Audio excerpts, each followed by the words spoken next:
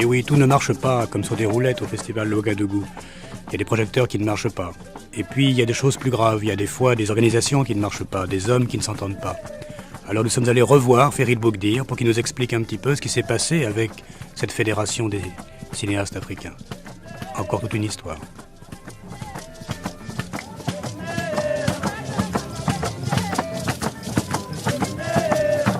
Je me rappelle qu'on était ensemble à un festival assez erratique à Mogadiscio il y a 5-6 ans maintenant, en Somalie.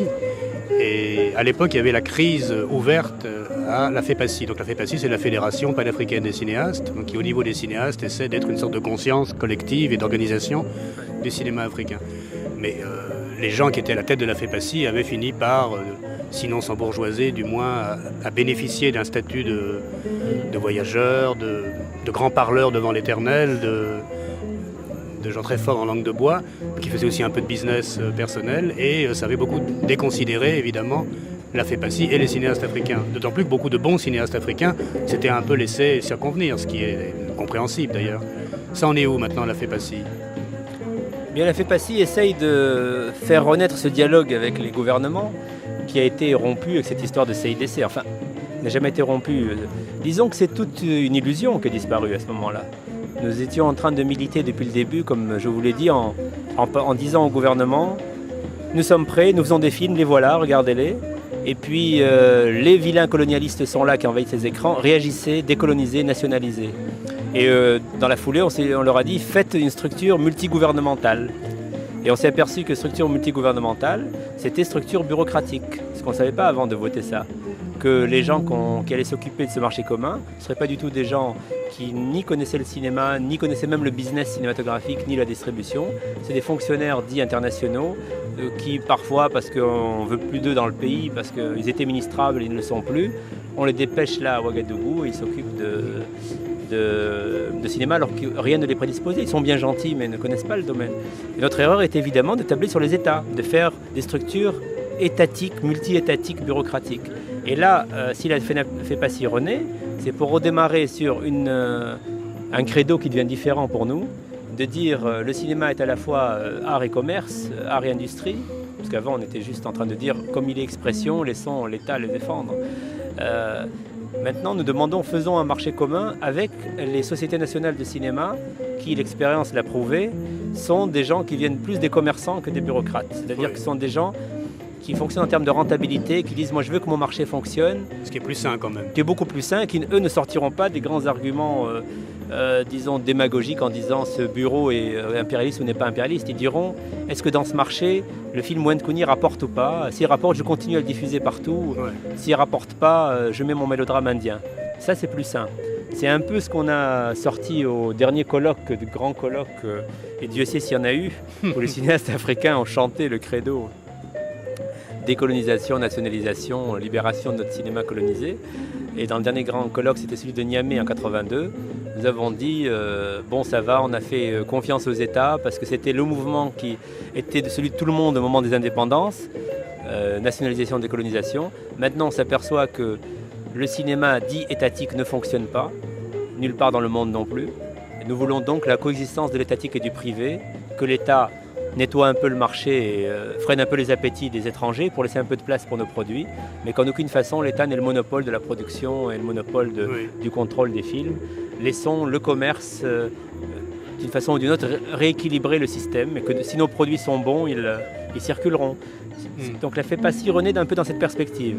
Elle va parler le langage du réalisme, entre guillemets, aux États, et ne plus parler le langage langue de bois, qui était celui de notre congrès en 1975 à Alger, où nous avons fait une charte du cinéaste africain très idéaliste qui combattrait contre toutes les injustices, qui pourfendrait de son épée toutes les injustices de la planète, et où nous n'avons pas du tout mis ne serait-ce qu'une seule ligne sur le commerce et sur l'économie. Oui.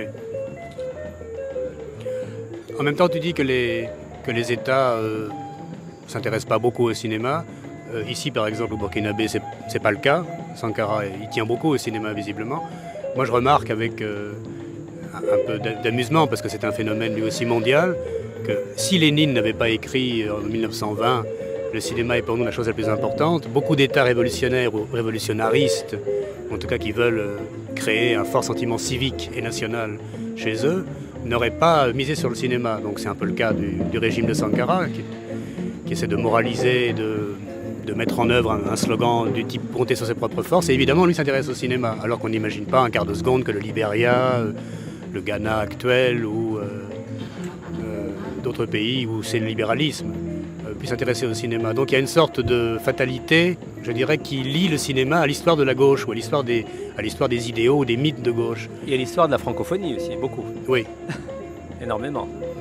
Et en même temps, qui dit gauche dit risque de dérapage volontariste, risque de bureaucratie, risque de censure. Donc c'est un cercle vicieux. Car les commerçants sont relativement pas trop empressés sur le cinéma, qui est une petite industrie qui ne rend pas rapidement l'argent, qui est plutôt à haut risque. Et les hommes d'État, évidemment, même quand ils décident que le cinéma c'est absolument essentiel, ça se paie toujours évidemment, ça on l'a vu dans les pays socialistes.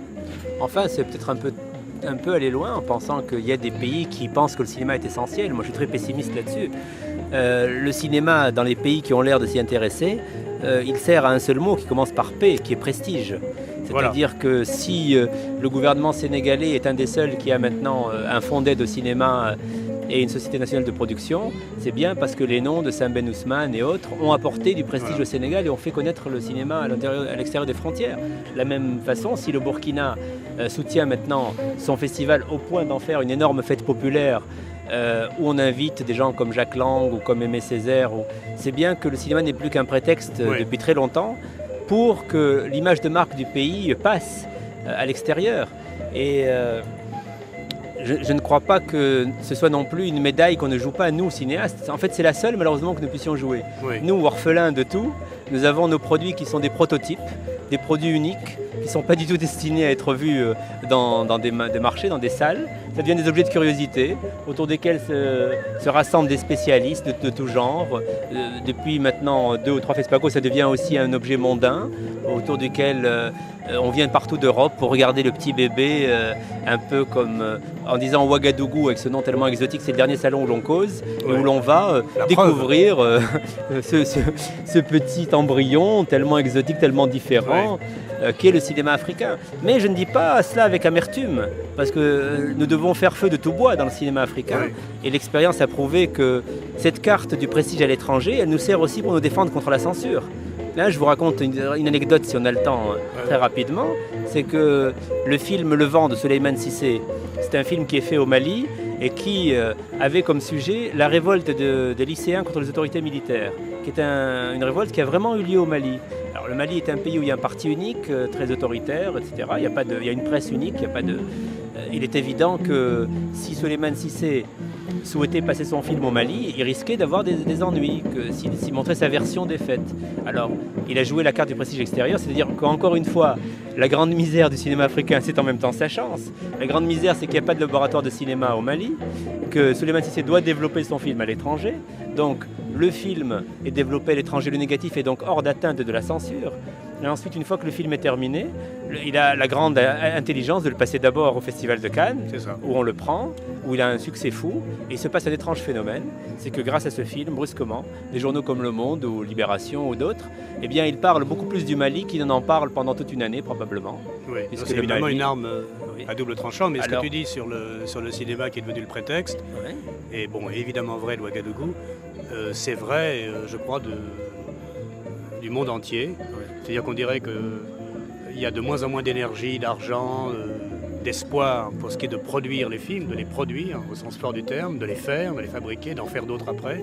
Mais inversement, tout ce qui est stockage, circulation, gain de médailles, enjeux politiques, pillage par la télévision, vente de droits, vidéo, alors là c'est en plein boom.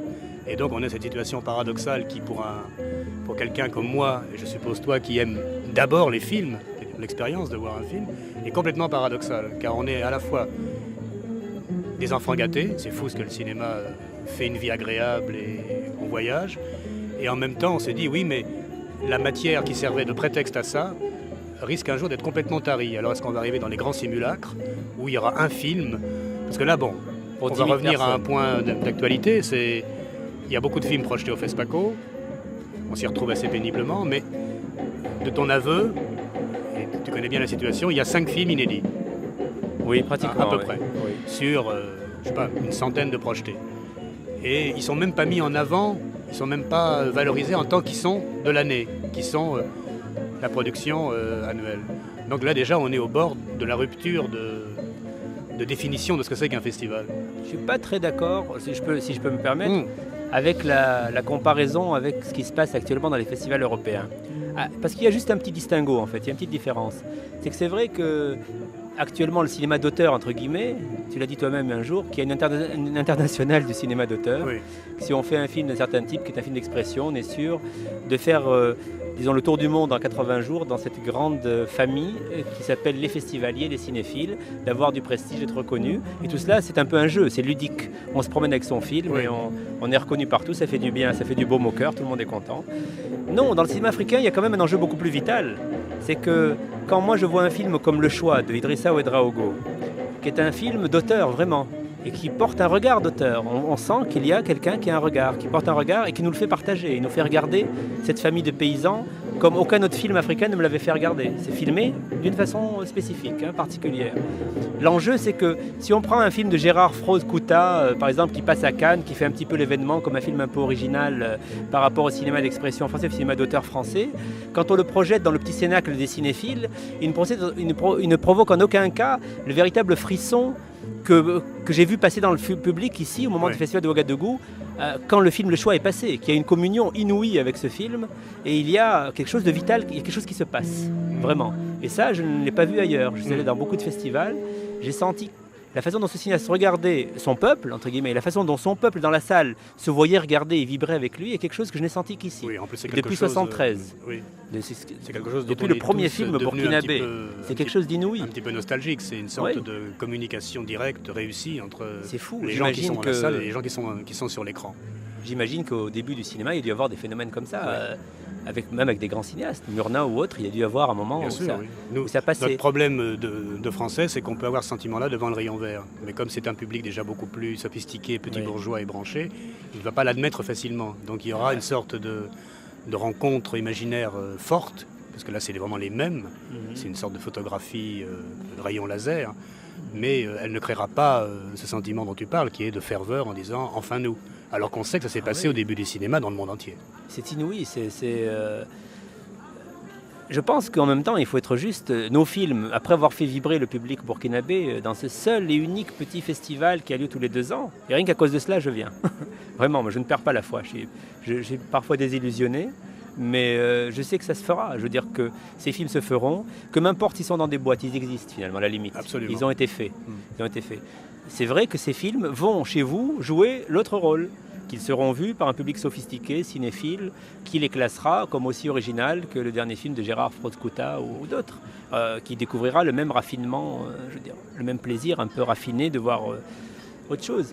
Mais c'est peut-être grâce, c'est toujours paradoxal, mais c'est grâce à vous un peu que chez nous, on peut le passer. C'est grâce à votre sophistication et à votre jeu ludique de festival que les médailles que vous nous donnez nous permettent d'accéder à notre public ici et de permettre cette rencontre unique qui a lieu même malgré la mondanité, malgré le nombre d'invités incroyables, malgré le fait que le festival n'est plus le tremplin qu'il aurait pu être pour le cinéma. Qu'importe, c'est vrai que c'est démesuré maintenant. On sait bien que le cinéma a besoin de publicité, qu'il faut faire du tapage autour d'un film pour qu'il existe, surtout ce genre de film. Mais là, en toute franchise, le nombre de gens qui viennent par tourisme ou par exotisme au FESPACO est tellement grand qu'on n'arrive plus à faire du tapage sur les films. Par exemple, le film de Idrissa Ouedraogo, s'il y avait eu la petite clientèle habituelle du festival, qui sont des communicateurs qui vont faire retentir ailleurs dans les journaux... Là, il est complètement noyé. Et là, il est noyé, on ne se rend pas compte que c'est un grand film. Il est noyé parce qu'il y a plein de gens qui viennent pour la première fois à Ouaga, de la presse française, et qui disent « Ah bon, alors Sam Ben Ousmane, c'est un cinéaste important ». Alors on est un peu agacé, on dit « Oui, ça fait quand même 20 ans ». Et on a le sentiment de tout reprendre à zéro. Ça, c'est un peu désespérant aussi, c'est que... On dirait que éternellement, c'est l'histoire du puits, on relance le seau pour remonter de l'eau. Il y a un côté Sisyphe. Tout à fait, Sisyphe. Et puis nous, on est là, des Albert Camus vieillissants, qui regardent. Non, on va pas finir sur une note la boule monter, redescendre. Tu as dit toi-même que tu avais la foi, donc on la garde. C'est uniquement le public qui nous laisse ça. Absolument, oui. C'est fou de savoir que ces gens attendent et qu'ils aiment le film. C'est quelque chose d'unique, ça. Eh bien, sur ce cri du cœur, merci Ferid Bouguedir pour cette ce résumé laser de 25 ans d'illusions, de désillusions et de réillusions. Merci. Dans 2 ans à Ouagadougou. Dans 2 ans à Ouaga, ce qui sera encore plus mondain.